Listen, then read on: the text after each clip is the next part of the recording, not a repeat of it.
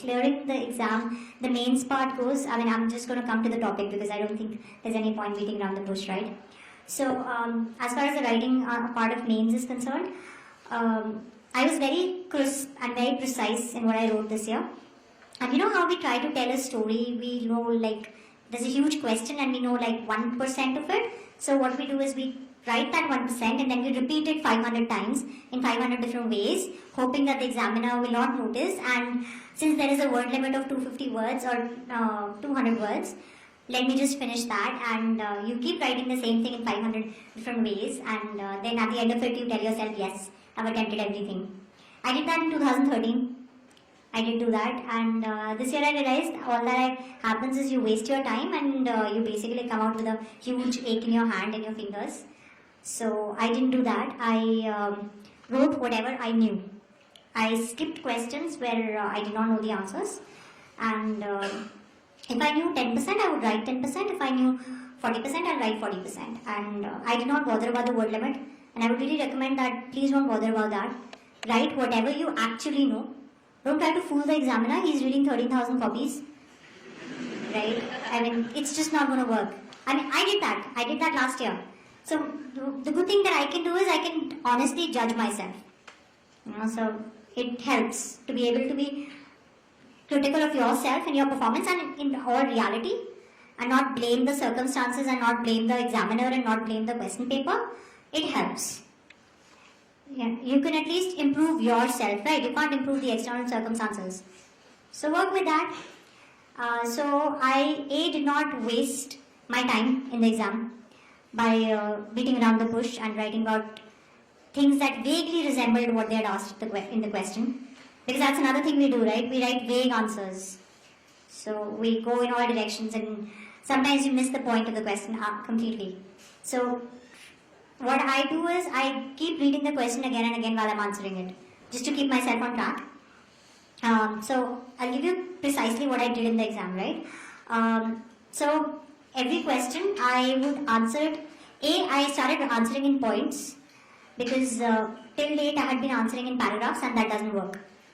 Even in my optional, I wrote in points, like precisely to the point answers in points, and I underlined the keywords, not the whole sentences, the keywords most of the time. I did not use 500 colored pens that girls do, right? And I just don't understand, how do you hold that many pens in one hand? You know, that pink and the purple and the blue and red and green. I don't know, how do you do that? I can't. So I underlined most of the things either in a pencil if I had a minute spare, or with the same pen that I was writing. In fact, I did that with the diagrams as well. Oh, yeah, you told me, actually Mrinal told me to discuss a few things, so I'll come to those later. But so write your answers in points. If you can give a starting or an ending, okay. I did not have the time. There was just too much to write. So most of the times I did not do that. If you can form a diagram somewhere, go ahead, make that. Especially, you know, geography type of questions, or there you kind of have to most of the time.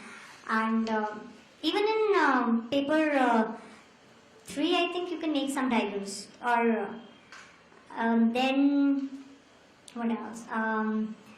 So yeah, that's about it. I mean, don't lie to the examiner, he's not an idiot. We need to respect their intelligence. We need to understand that they've read too many of them. I mean, we're not the smart ones appearing.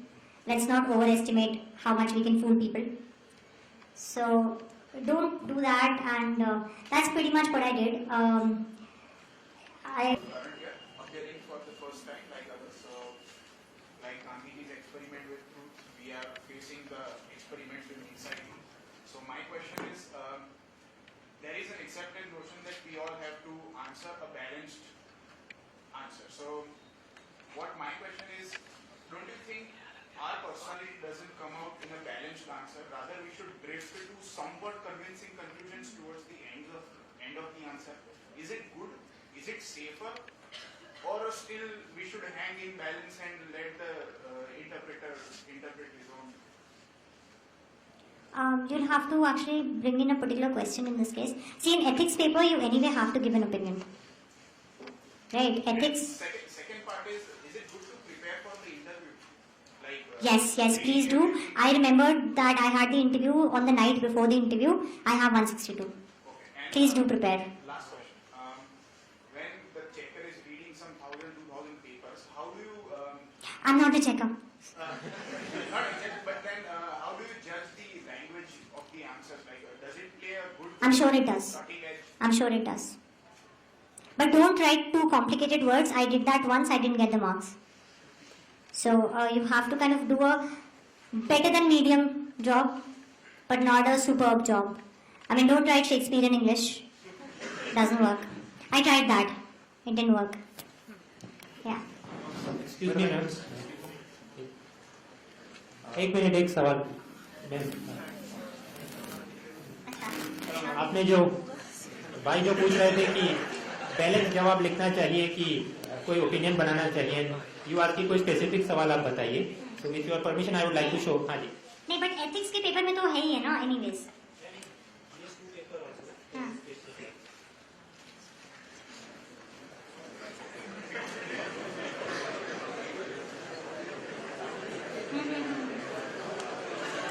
Okay, this is the question. Do government schemes for uplifting vulnerable and backward communities by protecting required social resources for them lead to their exclusion in establishing business and urban economies?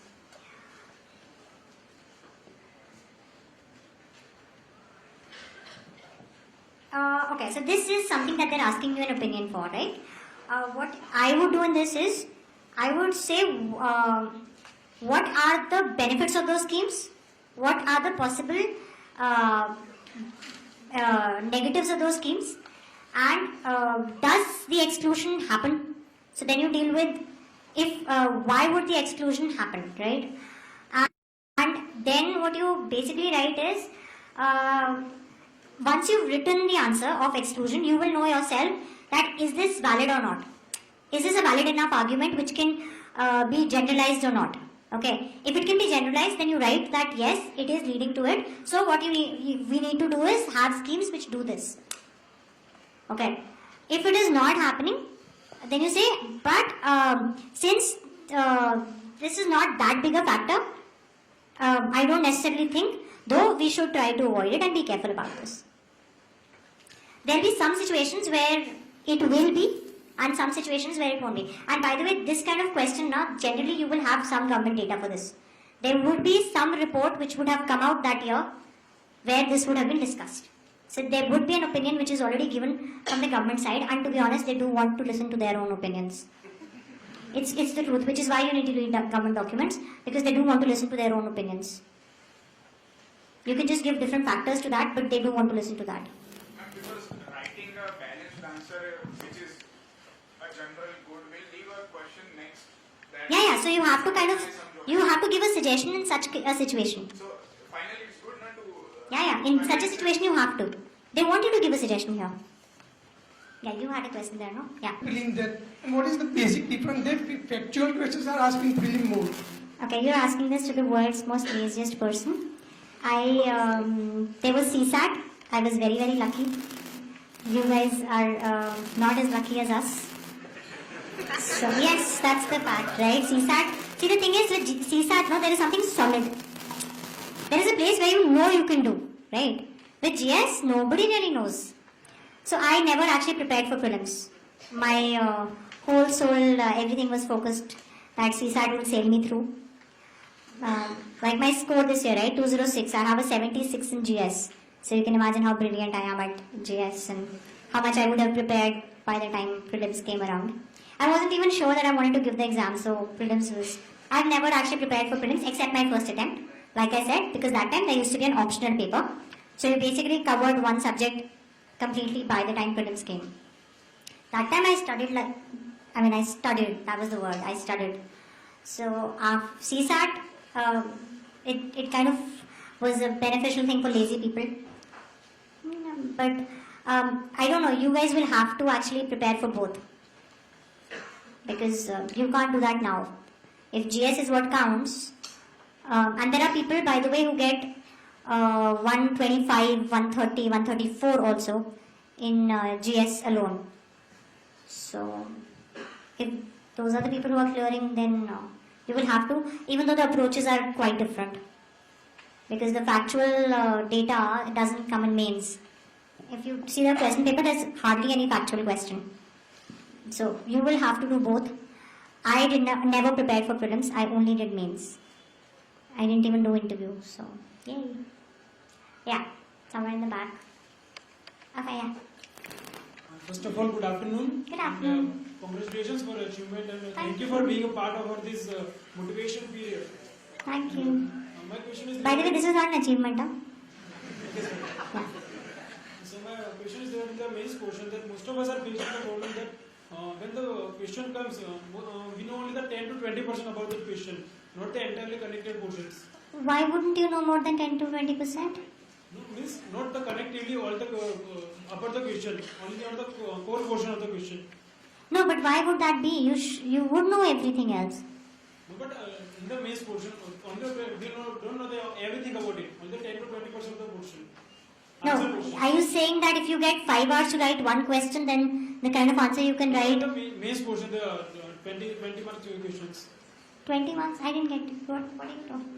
In the main portion, 20 mark question, if you facing that, we know only the 10% about the question, the answer, not the entire answer. So it is better to skip the question or to attend Okay. the 10%. Attempt the 10%. Yeah.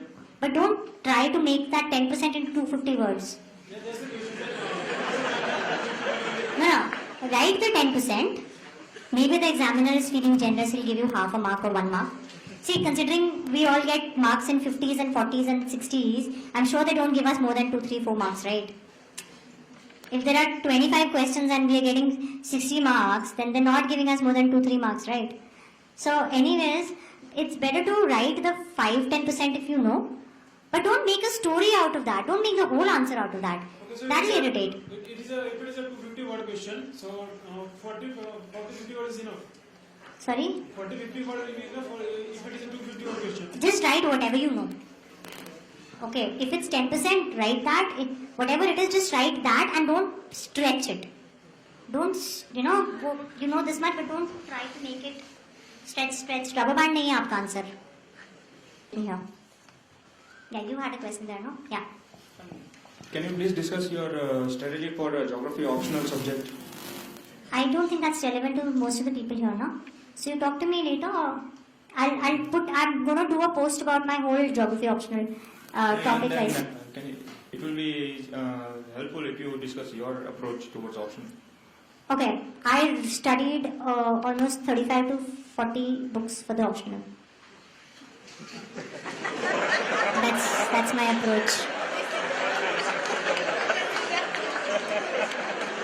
I have no idea where so last year I drew Amarnath in China, and I exchanged Kandla and Mundra ports, and so I'm terrible at map, like terrible, which is quite. I mean, it's not the logical thing to do if you're giving geography optional to not be great at map. But they've been asking very vague places, and you can't even find them on Google most of the time. Most of the places it's very tough to find them on Google. I've attempted so many times, but nothing happens. And for my optional, my basics are very, very strong. I can actually teach you geography just like this. In probably 3 hours, I can teach you enough for the prelims of this thing. For my optional, I have really struggled and studied. I've done loads of material, loads of books. Every single topic, I've done it almost 10, 12 times by now. So I don't know what strategy you want particularly. I mean, you wanted me to tell you that it's okay to do it once and do 5 books. There are people who clear by that, I think, but I'm not. I've done a lot. For my optional, I really did. Yeah. My question is, while we are writing the mains, we used to write in paragraph because we can count the numbers of words. But while we are thinking about the flow charts, diagrams, and point wise, so how can we manage the numbers? Why do you need to? Have you read the question paper? It clearly says, do not worry about the word limit. It clearly says that. I used to do the same thing. वही तभी ना IT Act 250 words लिखने थे 200 words लिखने थे तो लिखती रही मैं. This is something that I did this year. I did not worry about the word limit at all. So it could have been a 400 word answer, and it could have been a 150 words answer also. as long as I wrote concrete points. Yeah. There was a question in paper 4 about conflict between development and environment. Now we can analyze in paper 3. But what is the approach in paper 4? I did the exact same answer that I wrote in paper 3. Okay, so there is no different approach ethically. And why would there be an ethically different approach in paper 3? Paper 3 में ethically क्यों different होगा?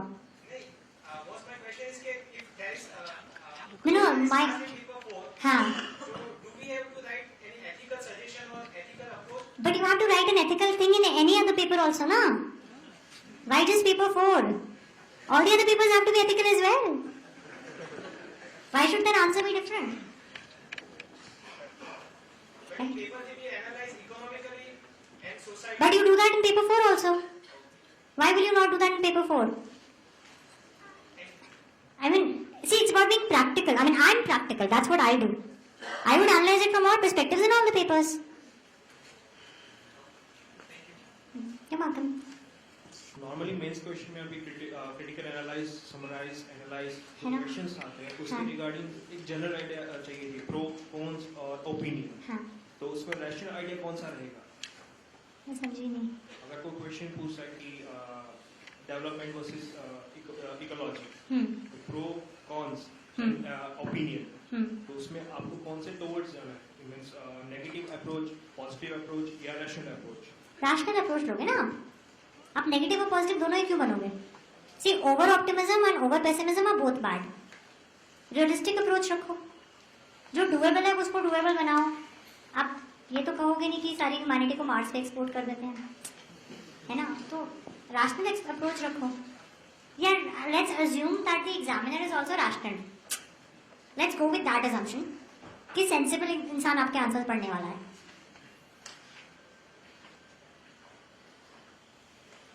Yeah. We saw pattern.